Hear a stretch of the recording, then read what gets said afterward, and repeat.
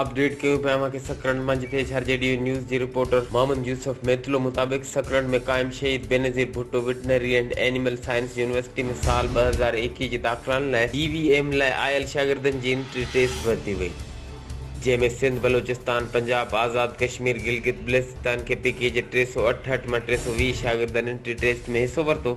Entry taste में हिस्सो वठंदड़ उम्मीदवारनि मां 44 पाकिस्तान जे मुख़्तलिफ़ सूबनि जा शागिर्द हुआ, जॾहिं त 320 शागिर्दनि मां 27 शागिर्दनि पिणु एंट्री टेस्ट में हिस्सो वरितो। एंट्री टेस्ट में हिस्सो वठंदड़ उम्मीदवारनि मां सिर्फ़ 75 शागिर्दनि जी सिलेक्शन कई वेंदी। टेस्ट में शहीद बेनज़ीर वेटनरी यूनिवर्सिटी इंतज़ामिया पारां कोरोना वायरस जे बचाव लाइ SOPs तहत इंतज़ाम कया विया हुआ।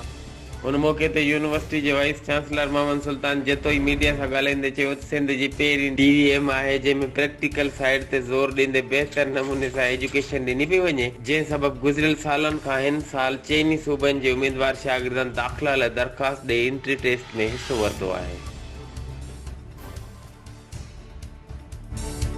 HRJDO न्यूज़ ते हिन वक़्त ताईं बस एतिरो ई। वधीक ख़बरनि ऐं अपडेट्स लाइ ॾिसंदा रहो HRJDO न्यूज़।